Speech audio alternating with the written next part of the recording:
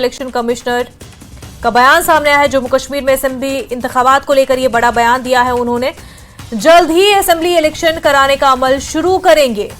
Chief election commissioner Rajiv Kumar ने यह बड़ा बयान दिया है। जल्द ही असेंबली इलेक्शन कराए जाएंगे। असेंबली इंतखाबात के हवाले से यह बड़ा बयान दिया है और उन्होंने कहा है कि जल्द ही असेंबली इलेक्शन कराने का अमल शुरू किया जाएगा। तो जिसकी मांग हर तरफ की जा रही थी, तमाम पॉलिटिकल पार्टियां असेंबली इलेक्शन की मांग कर रहे थे और वही आम लोगों में भी ये तजब्जुब था कि आखिरकार कब जम्मू कश्मीर में आम चुनाव असेंबली इंतखाबात कराए जाएंगे। और इस हवाले से अब chief election commissioner Rajiv Kumar का बयान सामने आया है। उन्होंने कहा कि जल्द ही असेंबली इलेक्शन का अमल जो है वो शुरू किया जाएगा। असेंबली इलेक्शन कराने का अमल जम्मू कश्मीर में जल्द ही शुरू किया जाएगा। राजीव कुमार ने यह बड़ा बयान दिया है। अब लोकसभा चुनाव जिस तरह से हो रहे हैं आखिरी मरहले में, आज जो है कश्मीर की आखिरी सीट पर आपको बता दें आज चुनाव हो रहे हैं, पोलिंग अभी भी हो रही है, लेकिन जिस तरह से पुरअमन तरीके से कश्मीर की तीनों सीटों पर पोलिंग हुई और जो वोटिंग परसेंटेज देखने को मिला, वोटर टर्नआउट देखने को मिला, वो रिकॉर्ड तोड़ था।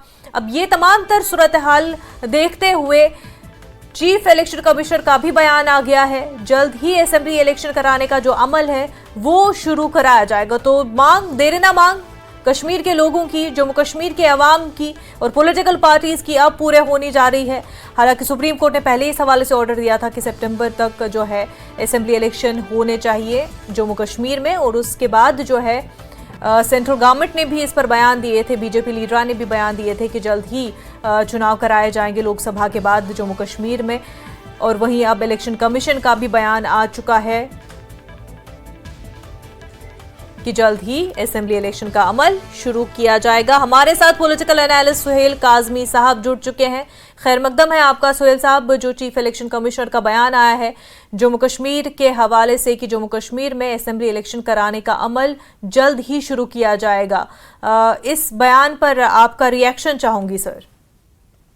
ये तो हाई जो पोलिंग परसेंटेज हुई है तो मुझे लगता है उस पे तोहफा दिया है इलेक्शन कमीशन ऑफ इंडिया ने जम्मू कश्मीर के लोगों को और सारी पॉलिटिकल पार्टीज को। वैसे तो शेड्यूल्ड यही है, ऑनरेबल सुप्रीम कोर्ट ने सितंबर 30 से पहले इलेक्शन करवाने का बोला हुआ है, लेकिन आज जो बयान आया है मैं समझता हूँ जो अमित शाह पार्लियामेंट में बोलते थे कि जब भी conducive atmosphere, feasible atmosphere Jammu Kashmir में होगा, मुझे लगता है इससे अच्छा बयान जो है जम्मू कश्मीर के लिए कोई नहीं है कि जो यहाँ असेंबली इलेक्शन रुकी हुई हैं वो उनकी अनाउंसमेंट किसी वक्त भी हो सकती है। और पार्लियामेंट की इलेक्शन में जो पार्टिसिपेशन जो हम देख रहे हैं वो इंडिकेट करती है कि जम्मू कश्मीर के लोग अपने चुने चुनाए नुमाइंदों को चाहते हैं। जम्मू कश्मीर के लोग अपने लोगों से अपनी गवर्नेंस चाहते हैं, which is a positive and welcome step. हम सबको इसको अप्रिशिएट करना चाहिए। ये स्टेटमेंट जो है इसके बड़े अच्छे मीनिंग्स हैं for the people and for the political parties and the political persons whosoever are involved in politics. So it's a good news, ma'am. बिल्कुल, इट्स अ गुड न्यूज़ और ये होना ही था, सुप्रीम कोर्ट का ऑर्डर था तो ये जो है फैसला आना था। लेकिन ये बता दीजिए क्या जिस तरह से पॉलिटिकल पार्टियां, ओपोजिशन पार्टियां ख़ास तौर से कह रही हैं, क्या देर से ये मांग जो है पूरी की जा रही है, देर से इलेक्शन कराए जा रहे हैं, आप समझते हैं कि मुनासिब वक्त पर ये बयान आया है? देखिए मैम, क्योंकि हम एक सेंसिटिव स्टेट में रहते हैं जिसको जम्मू कश्मीर बोलते हैं। हमने बहुत कुछ खोया है जम्मू कश्मीर में, सारी पॉलिटिकल पार्टीज जानती हैं।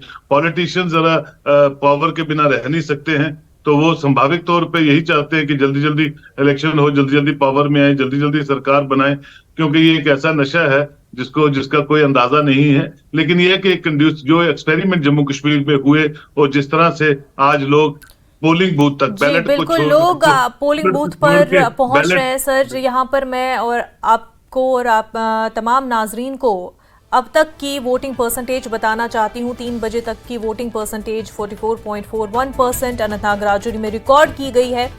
तो ये रिकॉर्ड तोड़ वोटर टर्नआउट अनंतनाग राजौरी में। अनंतनाग की जब हम बात करते हैं 2014 में 28% के करीब थी और 2019 में 8% के करीब थी, और अब 3 बजे तक का वोटर टर्नआउट जो अनंतनाग राजौरी का सामने आया है वो 44.41% रिकॉर्ड किया गया है। तो श्रीनगर, बारामुल्ला और अनंतनाग राजौरी ने रिकॉर्ड वोटिंग परसेंटेज देखने को मिली है, रिकॉर्ड वोटर टर्नआउट। हालांकि अभी 6 बजे तक और भी ये परसेंटेज जो है बढ़ेगा, इसमें इंक्रीज होगा अभी भी, क्योंकि 3 बजे तक का वोटिंग परसेंटेज आपको बता रहे हैं अनंतनाग राजौरी का। 6 बजे तक और पोलिंग होनी है, उसके बाद ये परसेंटेज जो है और भी बढ़ जाएगी। तो 3 बजे तक की अनंतनाग राजौरी की वोटिंग परसेंटेज 44.41%।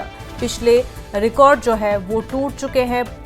और सुहेल साहब, वोटिंग परसेंटेज भी सामने आ चुकी हैं अब तो 44.41%। अनंतनाग से जब वोटिंग होती है तो उसका क्या मतलब हम समझें?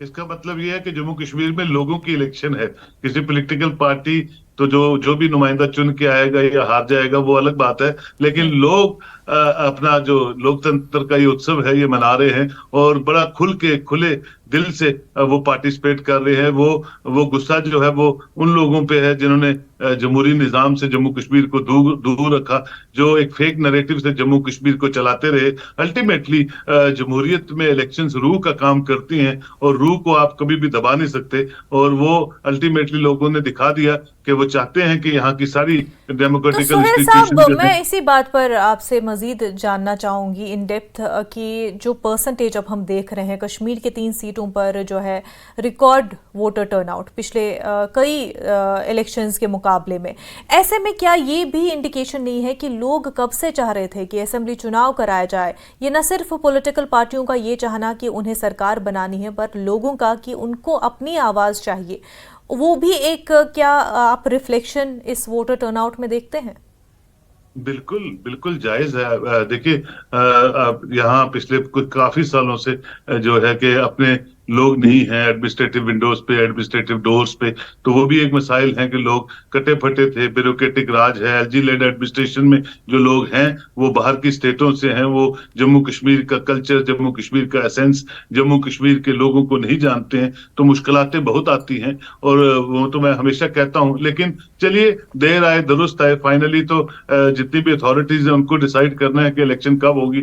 हम तो चाहते थे कि इलेक्शन टाइम पे हो, लेकिन जो होम मिनिस्टर कहते थे कि यहाँ कंड्यूसिव एटमॉस्फेयर होना चाहिए। अब इससे बड़ा कंड्यूसिव एटमॉस्फेयर क्या होगा जहाँ रिकॉर्ड तोड़ पोलिंग हो रही है, रिकॉर्ड तोड़ लोग बाहर आ रहे हैं और अपने वोट के को डाल के वो ये दर्शा रहे हैं पूरे भारत को और पूरी दुनिया को कि कश्मीर और जम्मू जो है वो अमन का एक ऐसी जगह है। और आपने देखा पिछले 2 सालों में यहाँ टूरिस्ट का जो रख रखाव है, और ये इलेक्शन के बीच में आपने देखा एक सरपंच की किलिंग भी हो गई। अजय देवगन लाल चौक में शूटिंग कर रहे हैं, जैकी श्रॉफ बुलीवर्ड रोड पे शूटिंग कर रहे हैं, और ये सामान्य तौर पे इलेक्शन प्रोसेस चल रहा है।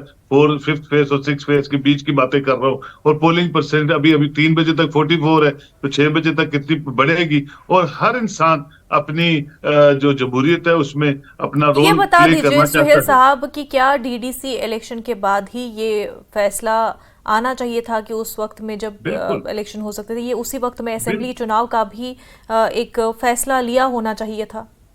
बिल्कुल उसी वक्त होना चाहिए था। मैं तो उस वक्त भी बीजेपी के जो हुक्मरान है उनसे कहता था कि इलेक्शंस को आप जबरदस्ती डिक्टेटोरियल सिस्टम से रोक नहीं सकते हैं। अल्टीमेटली अगर आप किसी टाइम फ्रेम से बाहर जाते हैं that is equivalent to a human right violation. लेकिन ये है कि जो सत्ता में होते हैं सत्ताधारी, वो चाहते हैं कि उनकी पार्टी को ज्यादा से ज्यादा सीटें मिले, वो अपने हिसाब से अपनी कैलकुलेशनें लगाते रहते हैं। लेकिन अच्छी जमहूरियत और मजबूत जमहूरियत में पीपल्स विल प्रिवेल करती है। आज वो दौर ही नहीं है कि अगर आप घर में जो बड़ा है वो ये कहेगा कि सबको एक ही हल पे वोट डालना है, तो बहू जो है वो हाथ को वोट डाल रही है, पोता जो है वो किसी और चीज को, किसी और निशान पे वोट डाल रहा है, और जो बेटा है वो किसी और को बताता कोई किसी को नहीं है कि किसको वोट डाला।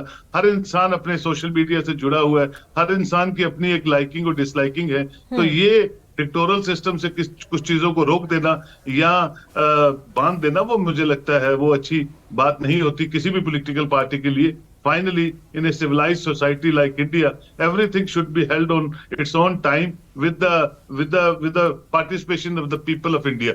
तो जम्मू कश्मीर हिंदुस्तान का ताज है, तो इनको तो यहाँ ज्यादा देखना चाहिए कि लोग किस तरह रिहेबिलिटेट हो सकते हैं, और कोशिश की है और कोशिश कामयाब नहीं 10 गुना ज्यादा कामयाब। तो हमारे साथ इस वक्त एक और खास मेहमान सीनियर जर्नलिस्ट दिनेश मल्होत्रा साहब भी जुड़ चुके हैं। आपका भी स्वागत करते हैं सर। ये बता दीजिए कि जो इलेक्शन कमिश्नर की तरफ से बयान आया है जम्मू कश्मीर में असेंबली इलेक्शन कराने का जो प्रोसेस है वो शुरू किया जाएगा। ये बयान जो है इलेक्शन कमीशन की तरफ से आया है, इस बयान पर आपका रिएक्शन चाहती हूँ।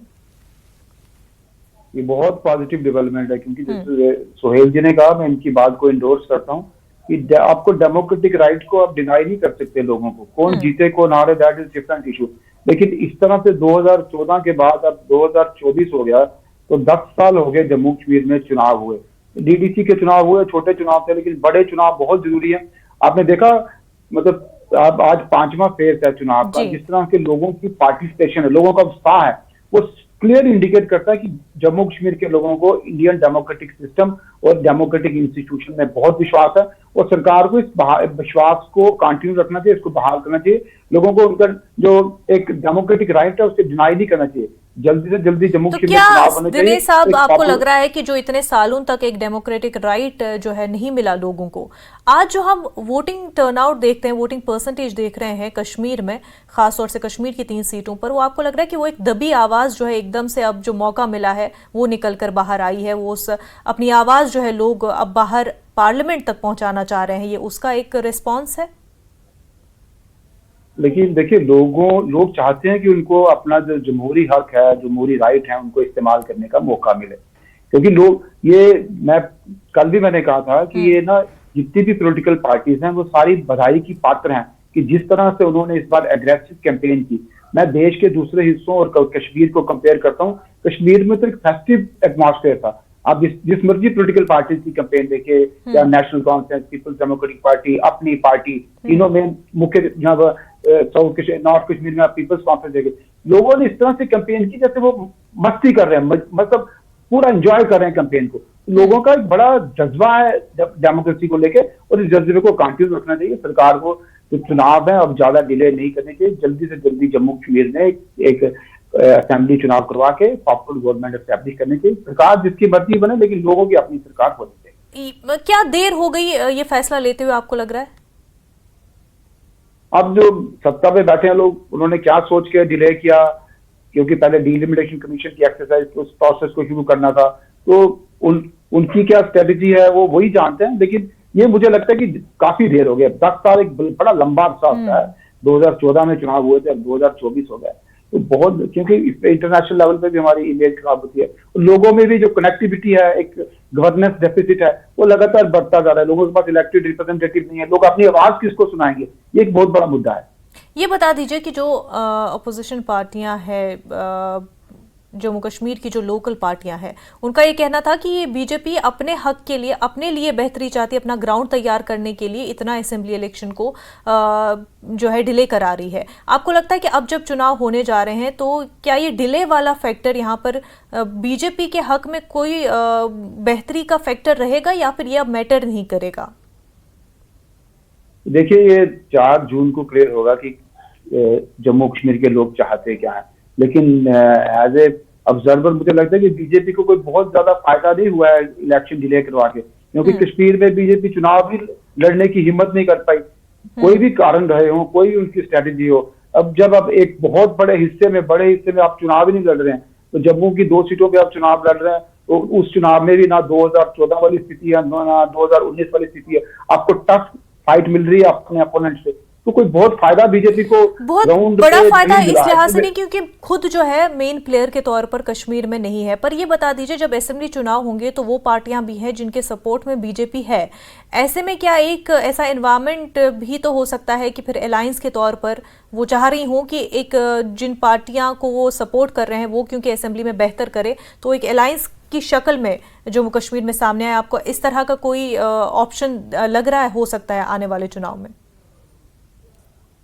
देखिए, जो 2 एक प्रमुख पार्टीज हैं, पीपल्स कॉन्फ्रेंस और अपनी पार्टी, उन्होंने ये कह दिया कि we are ready to join NDA. अगर वो तैयार है, प्लीज के अलायंस ऑलमोस्ट क्लियर ही है कि जम्मू में बीजेपी होगी, कश्मीर में पीपल्स कॉन्फ्रेंस और अपनी पार्टी होगी, इनका अलायंस तो बनेगा ही। और दूसरा जो अपोजिशन पार्टीज हैं, उनका जैसे इंडिया अलायंस है, वो शायद मुझे लगता है असेंबली इलेक्शन में किसी ना किसी तरीके से पीपल्स डेमोक्रेटिक पार्टी को भी बीच में एकोमोडेट किया जाए, उनको भी कुछ सीट्स दी जाएगी, ताकि 1-to-1 फाइट हो पूरी जम्मू कश्मीर में। तो एक इंटरेस्टिंग इलेक्शन होंगे। अगर असेंबली के इलेक्शन जब होते हैं तो बहुत इंटरेस्टिंग चुनाव होगा, क्योंकि इस वक्त पहली बार ऐसा होगा कि टफ कंटेस्ट होगा दोनों अलायंसेस के बीच में, दोनों ब्लॉक्स के बीच में। बिल्कुल। सुहेल साहब, आपसे भी ये जानना चाहूंगी कि इलेक्शन डिले करने का, असेंबली इलेक्शन डिले करने का कश्मीर में क्या फायदा होगा बीजेपी को, चाहे जिस भी तरीके से सपोर्टिंग पार्टीज के जरिए से, या आपको लग रहा है कि वो चीज जो है काम नहीं करेगी, बल्कि लोगों पर अब डिपेंड करेगा कि वो किसके साथ रहेंगे? बिल्कुल आप ठीक कहती हैं कि 10 साल हो गए हमें वेट करते इलेक्शंस का, और ये बीजेपी कोशिश करते 50 पार, जो आज 400 पार पार्लियामेंट की बात कर रही है, ये तो हुआ नहीं कि ये पार्लियामेंट की भी थोड़ी इलेक्शन डिले कर देते 400 पार के चक्कर में, लेकिन असेंबली इलेक्शन ये 50 पार। देखिए, the more the delay the more the damage to the party who is ruling, तो ये तो होता ही है। और मुझे लगता है कि 2014 के आंकड़े जो 25 के थे, 25 MLAs थे इनके, जब उस वक्त की असेंबली थी, वो भी वहां तक भी ये पहुंच पाए तो बहुत बड़ी बात है। लेकिन फाइनली पीपल्स विल जो होती है इलेक्शंस में, उस वक्त के मुद्दे, उस वक्त की बातें, उस वक्त का माहौल, उस वक्त की चीजें, वो मैटर करती हैं। और उसमें देखिए बहुत काम अच्छे हुए जम्मू कश्मीर में, बहुत सी डेवलपमेंट प्रोजेक्ट्स हुए बड़ा, लेकिन इनके पास वो फेसेस नहीं थे जो लोगों तक पहुंच सकते। जैसे इलेक्शन कमीशन स्वीप के प्रोग्राम से लोगों तक पहुंची है, और आप देखिए एक फुल प्रूफ तरीके से इलेक्शन हो रही है और लोगों को समझ आ गई कि वोट की कीमत क्या है। भारतीय जनता पार्टी भी चाहती और कोशिश करती उन फेसेस को इंट्रोड्यूस करने की, जो उनके पॉजिटिव वर्क्स है, जो उनके पॉजिटिव फोर्थकमिंग प्लान्स है जम्मू कश्मीर को रिकंस्ट्रक्ट करने के, वो लेके जाती। लेकिन अनफॉर्चुनेटली जहां ये अपना फायदा ढूंढते रहे, वहां थोड़ा सा नुकसान हो गया, और लोगों का नुकसान बहुत हुआ, क्योंकि गवर्नेंस लेवल पे जम्मू कश्मीर बिल्कुल जीरो के हाशिए पे रहा 10 साल से, और लोगों को काफी परेशानियों का सामना करना पड़ा due to their own dictatorial policies towards people. तो जो सुहेल साहब, अगर गवर्नेंस के लेवल पे बहुत नुकसान हुआ है लोगों को, तो जो बीजेपी के दावे रहे कि बल्कि बेहतरी हुई है गवर्नेंस के लिहाज से एलजी इंतजामिया के अंडर जम्मू कश्मीर में, वो बेबुनियाद है? बिल्कुल बेबुनियाद है। देखिए, यहाँ गुप्ता, शर्मा, काजमीज और बाकी लोग हैं, और ये जो लोग गवर्न कर रहे हैं, ये किसी भी ऐसे नाम को, ऐसे जात को जम्मू कश्मीर के नहीं जानते। सेक्रेटरीज खाली पड़े हुए हैं जम्मू में भी और कश्मीर में भी, दरबार मुंह बंद हो गया, कोई बोलता था तो उसको किसी न किसी प्रॉब्लम में आप इम्प्लीकेट कर देते, तो ये प्रॉब्लम्स तो थी। अब खुल के लोग नहीं बोलते हैं। उसी के बीच में जीएसटी इंट्रोड्यूस होता है पूरे भारत में, उसी के बीच में बिजली के बिल इंट्रोड्यूस होते हैं जम्मू कश्मीर में, उसी के बिल में सब कुछ होता है। एक सदमे से आप निकले नहीं, आप दूसरा सदमा दे रहे थे, फिर तीसरा दे रहे थे, और उसके बाद कोई डॉक्टर नहीं था जिसके बाद पेशेंट जाते जो बात करते और डॉक्टर उनको को फर्स्ट एड देता। तो ये प्रॉब्लम्स तो रही है, और इनको आप नकार नहीं सकते हैं। जहां फायदे होते हैं वहां नुकसान भी बहुत हुए, ट्रेड को लेके, इंडस्ट्रीज को लेके, यहाँ बहुत से सिक यूनिट्स हो गए, तो किससे बात करेंगे? तो लोग तो परेशान होते हैं। दिनेश साहब, ये बता दीजिए कि एलजी इंतजामिया में एलजी की जो गवर्नेंस रही, लोगों को क्या नुकसान ज्यादा आपको लग रहा है उसमें हो गया, या फिर ये कि कुछ फायदा भी हुआ और वो बेहतर था कि ये 10 साल क्या जरूरी थे गवर्नेंस के लिहाज से? या जो निज़ाम बोल रही है बीजेपी कि हमने वहाँ का जो पूरा ब्यूरोक्रेटिक निज़ाम है वो बेहतर कर दिया, करप्ट हो चुका था, अब तो हमने इसको नए सिरे से एक तरीके से स्क्रैच से शुरू करके एक बेहतर जो है इमारत खड़ी की है। देखिए, ये हम मान सकते हैं कि लॉ एंड ऑर्डर सिचुएशन काफी इंप्रूव हुई है। जो स्ट्राइक वाला कल्चर था वो खत्म हुआ है, कैलेंडर स्ट्राइक का इशू होता था। लेकिन पॉलिटिकल साइंस में एक वर्ड आता है ब्यूरोक्रेटिक ऑलिगार्की।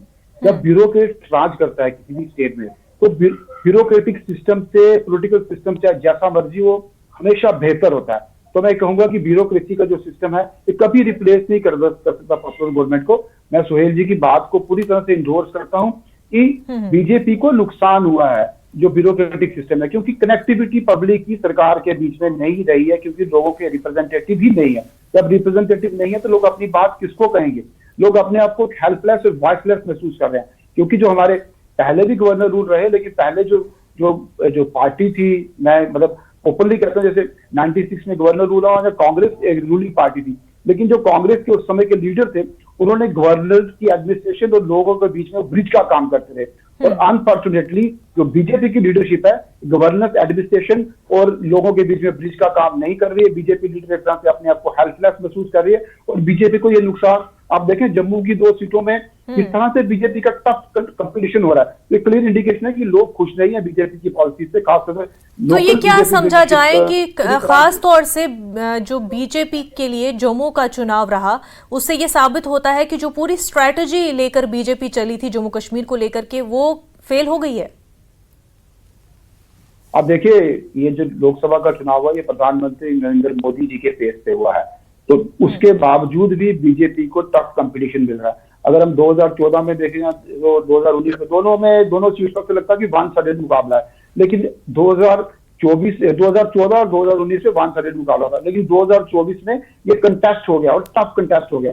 अगर असेंबली चुनाव जब होंगे तो बीजेपी को अपने चेहरों पे चुनाव लड़ना है। जैसे सोहेल साहब कह रहे हैं कि कोई इन्होंने अपना चेहरा आगे प्रोजेक्ट ही नहीं किया, जब इनके अपने चेहरे पे चुनाव होगा तो इनके लिए जीतना बहुत मुश्किल हो जाए, क्योंकि इनके चेहरे पे लोग वोट देने को तैयार नहीं है।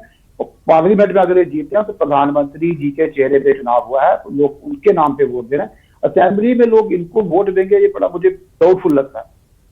सुहेल साहब, आप इस पर क्या कहेंगे? असेंबली में क्योंकि ये भी बीजेपी की तरफ से कहा गया कि लोकसभा में वो एक तरीके से अपना बेस फाउंडेशन कश्मीर में तैयार कर रहे हैं, जैसा कि बयान दिए, लोगों के जो है दिल जीत रहे हैं, और असेंबली में वो जो है अपने कैंडिडेट्स फील्ड करेंगे कश्मीर में भी। लेकिन वही बात आ जाती है कि किनको खड़ा किया जाएगा, और सामने एनसी और पीडीपी जैसी पार्टियां हैं, क्या वो काफ़ी रहेगा वो जिस भी चेहरे को चुने कि उमर अब्दुल्ला, फारूक अब्दुल्ला पीडीपी की तरफ से, महबूबा मुफ्ती और दीगर जो लीडरान है, चाहे वहीद उर रहमान पर्रा हो या हो सकता है इल्तिजा मुफ्ती भी हो, क्या वो काफ़ी रहेगा बीजेपी के लिए, वो जिन अपने लीडरों को खड़े करेगी, और वो कितना ही वर्क कर पाएगा? और क्योंकि असेंबली इलेक्शंस में आप मोदी फैक्टर कितना यूज कर सकते हैं, वो भी कश्मीर में? देखिए, मोदी फैक्टर तो अब उतना है नहीं। 2014 में 100% था, 2019 में वो 75% था, आज वो शायद 25% रह गया है। और असेंबली इलेक्शंस में मोदी फैक्टर का लेना देना कुछ नहीं है। पार्लियामेंट्री इलेक्शन में इश्यूज अलग होते हैं, असेंबली इलेक्शंस में इश्यूज अलग होते हैं। देखिए, गवर्नेंस में आना, आप हाई चेयर्स को पकड़ना, गवर्न करना इटसेल्फ इज एन आर्ट, और वो आर्ट जो है सबके बस की बात नहीं होती है कि आप मानसिक संतुलन भी रखें, पार्टी अफेयर्स भी चलें और गवर्नेंस भी आप करें, तो ये सबके बस की बात नहीं होती है। जम्मू कश्मीर एक छोटी स्टेट है और यहाँ ऐसे ऐसे गवर्नेंस में लोग आगे जो गवर्नेंस का जिनको पता ही नहीं था, और लोगों से, जैसे मेरे भाई ने कहा, दिनेश जी ने, कि वो लोगों से कटे फटे रहे, क्योंकि गवर्नेंस का अपना एक नशा होता है, उसी नशे में वो सरकार जो हंग असेंबली उनकी हमारी चली यहाँ पे, वो वक्त चला गया। और उसके बाद लोग जो हैं अपने रहनुमाओं के पास जाते थे, काम होते ही नहीं थे, और वो फिर धरे के धरे रह गए। और फिर बीच में ऐसी चीजें इंट्रोड्यूस होगी जिनका डायरेक्टली नुकसान जो है आवाम को हुआ, लोगों को हुआ, लेकिन कोई रिस्पाइट नहीं था। तो ये कहना कि असेंबली इलेक्शंस में क्या होगा, ये तो वक्त बताएगा किसके साथ क्या अलायंस करेंगे। और जिनके साथ ये अलायंस कर रहे हैं उनकी भी कोई बेस इतनी जबरदस्त नहीं है, वो आपको पार्लियामेंट इलेक्शन बिल्कुल आपको पार्लियामेंट के इलेक्शन के रिजल्ट्स पे पता चल जाएगा। हम उस पर भी डिबेट करेंगे जब वो रिजल्ट्स आएंगे। लेकिन यह कि असेंबली इलेक्शंस में भी उनका कोई रोल इतना नुमाया नहीं रहेगा जितना कि पुरानी रीजनल पार्टीज का यहाँ रोल है। बिल्कुल, और ख़ास तौर से जब ऑलरेडी अब उन पर भी टैग लगा दिए गए हैं, चाहे ABC टीम जो भी कहें, या जो अब खुलकर जाहिर भी हो चुका है, जिस तरह का सपोर्ट भी मिल रहा है और कैंपेनिंग भी उनकी खातिर किए जा रहे हैं, तो आवाम के सामने वो बातें भी है। दिनेश साहब, इससे पहले मैं आगे बढ़ूँ और अनंतनाग राजौरी सीट के हवाले से बात की जाए, मैं आपसे ये जानना चाहती हूँ, जो दूसरी स्टेट्स में इलेक्शन हो रहे हैं, जो कैंपेनिंग हुई अभी तक की, और जो आप कश्मीर में देख रहे हैं, अगर एक पैरेलल जो है ड्रॉ करना हो तो आप उस पर क्या कहेंगे? देखिए, ये दूसरी स्टेट कश्मीर का मैं कंपेयर करता हूँ। कश्मीर में अजीब तरह की कैंपेन हुई है। मैं बड़ा खुश हूँ लोगों का उत्साह देख के, लोग जिस तरह से फेस्टिव मूड में कैंपेन कर रहे हैं। देश के बाकी हिस्सों में वैसी कैंपेन नहीं चल रही है। शायद मौसम का भी फर्क है, शायद इस समय सवेर गर्मी है, तो बाकी स्टेट में बड़ी डल सी कैंपेन चली है। हाँ, पर वहाँ रैली एग्रेसिव किया बीजेपी ने, लेकिन कैंपेन, बाकी इश्यूज भी बाकी स्टेट का, कश्मीर की में तीनों सीट्स पर 370 एक इशू बनाने की कोशिश की गई। इशू बना या नहीं बना, दैट इज डिफरेंट इशू, लेकिन कश्मीर की तीनों जितनी भी मेन पॉलिटिकल प्लेयर्स हैं उन्होंने कोशिश की 370 को इशू बनाने की, और ये भी कोशिश की कि ये पार्टी बीजेपी की ए टीम है, ये पार्टी बीजेपी की बी टीम है। तो मेन जो रीजनल पार्टीज है, नेशनल कॉन्फ्रेंस और पीपल्स डेमोक्रेटिक पार्टी, इन्होंने भी एक दूसरे पर एलिगेशन लगाए। आपने देखा कल किस तरह से सोशल मीडिया पे कैंपेन चल रही थी कि नेशनल कॉन्फ्रेंस वाले कह रहे थे कि पीडीपी ने बीजेपी को इंट्रोड्यूस किया, तो पीडीपी उमर अब्दुल्ला का वो जो उनका टेन्योर रहा यूनियन मिनिस्ट्री में उसको रिकॉल कर रहे थे। इस तरह ये यहाँ देश पे अलग कैंपेन चली है, यहाँ इश्यूज अलग थे, तो यहाँ पे कैंपेनिंग का स्टाइल भी अलग था, लोगों की पार्टिसिपेशन भी बड़ी ज्यादा थी as compared to other parts of the country.